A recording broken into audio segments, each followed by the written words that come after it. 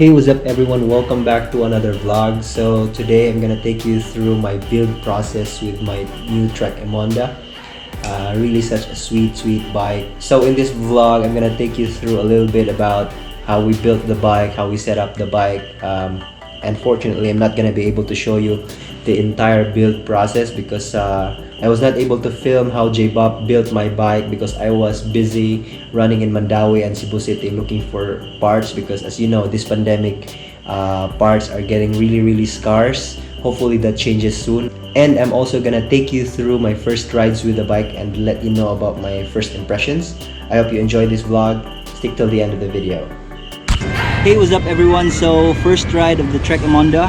We're here in Anju World Theme Park, just looking for a very safe place to play around with the bike because I'm still trying to get used to the fit. The biggest difference is that it has a shorter head tube and it has a longer reach, so the bike is pretty aggressive. It's actually what I like, but I'm still trying to get used to the fit. And also I'm doing some acceleration and braking here, you know, just to bed the brake pads and break them in so that they will have a very good stopping power. And now I'm heading to Gulyas to see how this bike climbs, because after all this is a climbing bike.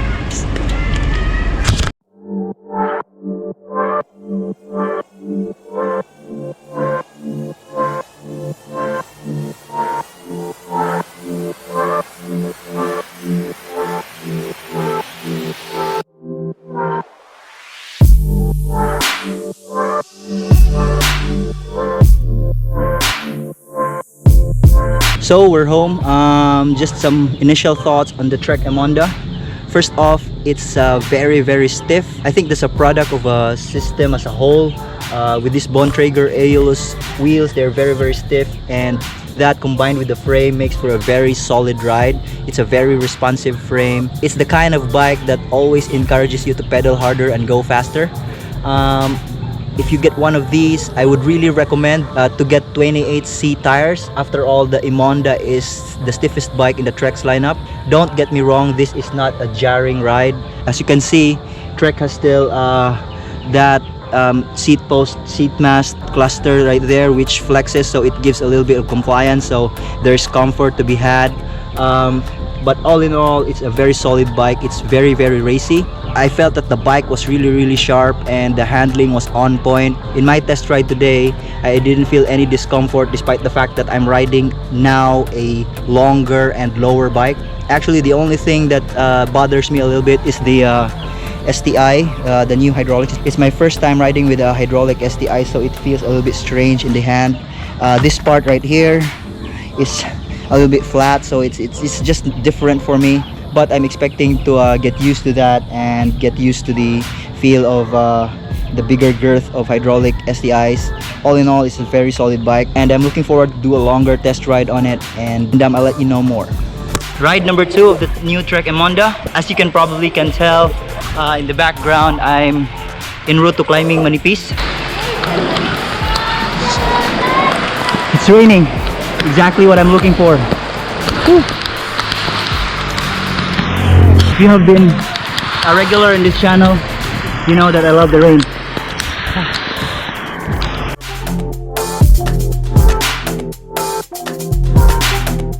It's bright and sunny again. This is actually the problem if you ride here in the Philippines. The weather can change drastically in a minute. So when it stops raining, it gets very hot and humid. And now it's raining again, look. Pouring rain. How crazy is that?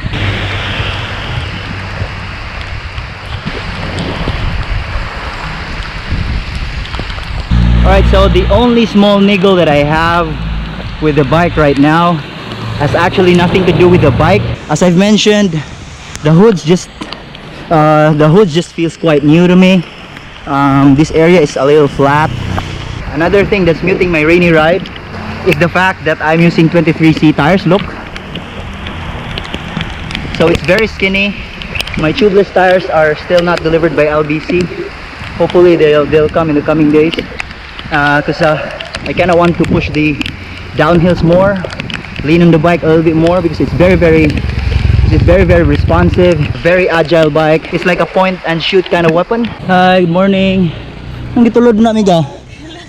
Anong gitulod na? And as you can see, it's sunny again. So that's how it goes here in the Philippines. Good thing I'm on the downhill right now. I'm descending to Lutopan, and then we'll traverse and do a small climb towards Uling, and then we'll descend from there. And on the flat section going to Naga proper, we're gonna do some proper hard riding in the flats as well. So we'll see about that.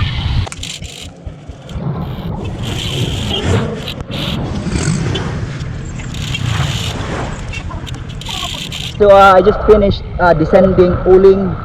Wow, this bike descends like really well. It's super sharp. It reminded me of my old Specialized Alley Sprint. That's a very good handling bike because that's a criterium bike. This one is a climbing bike, but just the pinpoint accuracy is amazing. I think it's a combination of the long and low geometry, and also the confidence of having the stopping power of disc brakes.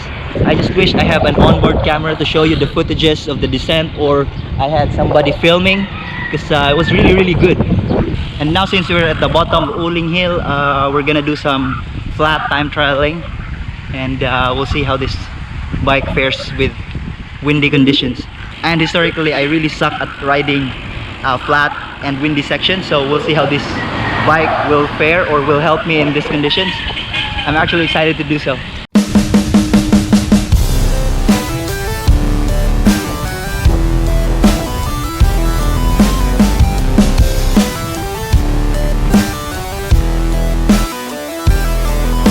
Alright, so I just finished doing a 10K flat time trial on this bike. I'm very glad to report that this bike really handled and performed really well. I'm not saying that to promote it, but you know, it's just an absolute joy to ride. And right now, these very long hoods make sense, because when you tuck down really low like this reach right here makes a lot of sense. Since the reach is long enough, I don't have to tuck like this, the now UCI illegal position. I can achieve a very flat back just by doing this in my hand. And I was flying, man. Really nice. I got thrown around a little bit with the crosswinds, but that's expected if you're riding a 50mm wheel, especially if you're lightweight like me. But nothing too crazy, everything manageable. I can even ride with no hands. It's windy right now, so everything's well under control, and the bike is very responsive. Absolute joy to ride. Now let me just finish this ride.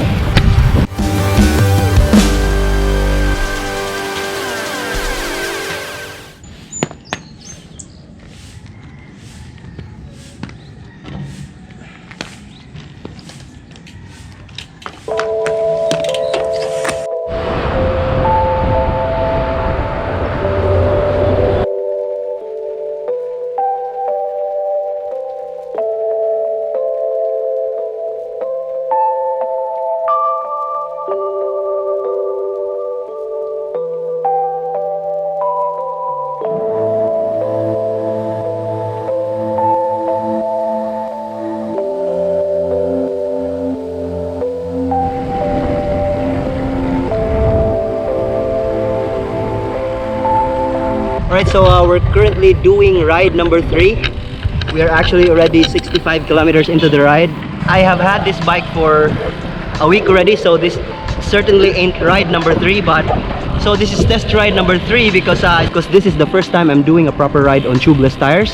So I'm currently running Schwalbe Pro 1 28C. In reference, I was previously running Continental GP 5000 25C, so it's not like I'm switching from, you know, training tires.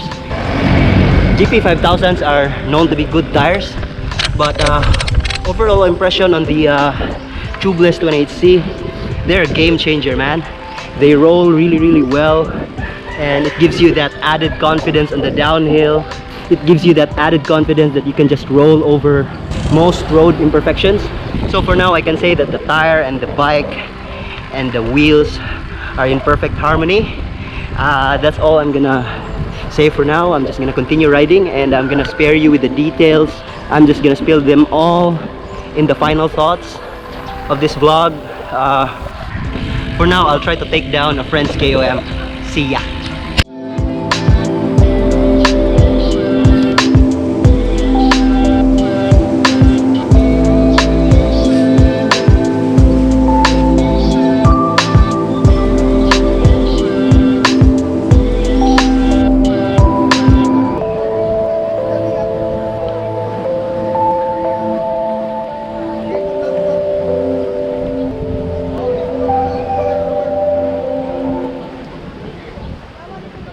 Woo!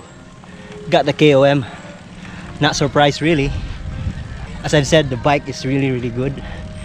So I had full confidence that it will be in my favor. Yeah, going home.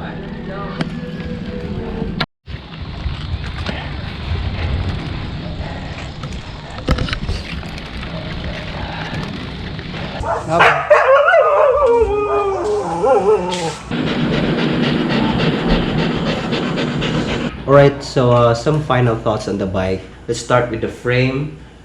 This is actually an Emonda SL frame. It came out from an SL5 frame. That bike is built around the Shimano 105 group, but this one, as it's currently constructed, is almost like an Emonda SL6 Pro build. Because basically I have the SL frame, I have an Ultegra group, and I have the Bontrager Aeolus Elite wheel set. So the only difference from the SL6 Pro bike is that I have a carbon handlebar, negative 17 degrees stem, 110 mm, and I also have a carbon railed saddle. Those are ported from my old bike, so they're here now because I like them. But overall, this is almost what you'd get from an SL6 bike. So alright, let's address one big issue about moving into disc brakes first. The bike weight. As it's currently constructed, it's 8.1 kilos, 8.1 something, I forgot the exact figure, but it's over 8 kilos. Yeah, that's kind of a bit heavy, especially in the fact that my past bike came in at a UCI illegal weight when it's decked out for a race. But as people already realize right now, and what triathletes already know, weight isn't a big factor when it comes to riding fast on a bike. It is a factor, but the most important thing about going fast in a bike is aerodynamics, and a lot of that is being built into this bike. As you can see, all the tubes are now optimized for aerodynamics. We have cam-tailed forks and down tubes, and the head tube is turned into an hourglass shape so that it catches less wind. Everything is now built around being aero. So despite the fact that the bike has gained weight, I'm pretty sure that it's faster than its last iteration, especially in the fact that this bike right now is an H1.5 geometry. It has a shorter head tube and a longer reach. My previous bike was an H2, which has on the high side in terms of stack. So I kind of have always wanted to go lower on that bike, but unfortunately it was the lowest position that I can get. With this one, I'm currently being set up as an H1 geometry because I have slammed the stem and I have used a negative 17 degree stem that will make the bike lower. I don't really recommend it. I just really like it that way because I'm really used to riding very low positions because I'm a triathlete. I'm very used to riding a TT bike, but I don't recommend it on anyone. And so to answer the question, the weight doesn't really matter much, but I really feel that this bike right here, or the new Trek Emonda 2021, the entire lineup is currently the best road bike Trek has ever produced, especially if you are looking into racing. The geometry, the fit, and the tube shapes are directed into racing. And so another thing that's new about the bike is disc brakes. So as you can see, it's now equipped with disc brakes. I really can't comment on that right now because I have had this bike for just over a week right now. As of now, it's performing really great. It stops when I want it to stop. Basically, disc brakes in the purpose of stopping a bike works way better than rim brakes. Rain or shine, it just works. But I still haven't experienced the downsides yet, which is warping and the heating. I'm a fairly light guy at 60 kilos, so I don't suffer with that as much. But I did experience a little bit of brake rubs after long descents when the screws or the bolts of the rotors expand a little bit and the rotors go out of true, but as soon as they cool down, they straighten back in shape and they don't bother me anymore. Very minimal as of now. I know for a fact that disc brakes are much more expensive to maintain because the pads are more expensive and then they wear out way quicker than rim brakes. But for now, it's working fine. It's still very, very thick. Not gonna complain about that right now. And one thing that I haven't mentioned about this bike that actually is very important for me is that it has a new bottom bracket system. It has now the T47 bottom bracket system, so Trek has gone back into threaded bottom brackets, which for me is a huge change and which I really love. I have worked with press fit bottom brackets for the past maybe 4 or 5 years, and they are a little bit of a headache. They creak.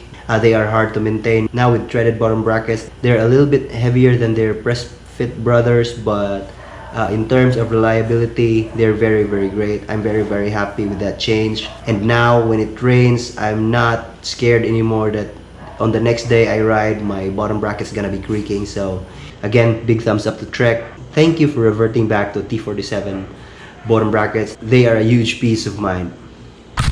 And back into the bike and into the Emonda. As I've mentioned earlier in this vlog, that I feel that this is the best road bike Trek has ever built. As you can see in the earlier parts of this vlog, you've seen that I really enjoyed this bike. So that's no BS. This bike is a real joy to ride. They are very sharp on corners. The handling is spot on. And now I have a climbing bike that will perform really well on criteriums because it's now aerodynamic. It's very fast. That's a really big plus. So the only downside that I can find is that now the bike has aerodynamic tube shapes.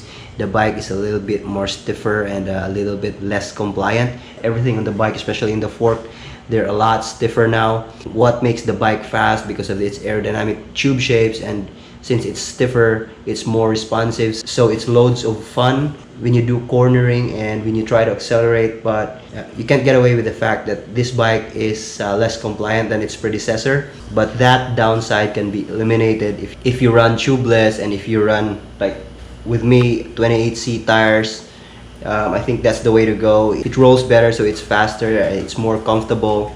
And since the new rims are designed to be wide, so they perfectly blend well with the new types of wheel sets, so they're more aerodynamic, hence they're faster right now as well. So all in all, this is a very good bike. If you're in the market for a new bike, or if you're in the ballpark and is looking for and is looking at the Trek Emonda 2021, definitely pull the trigger.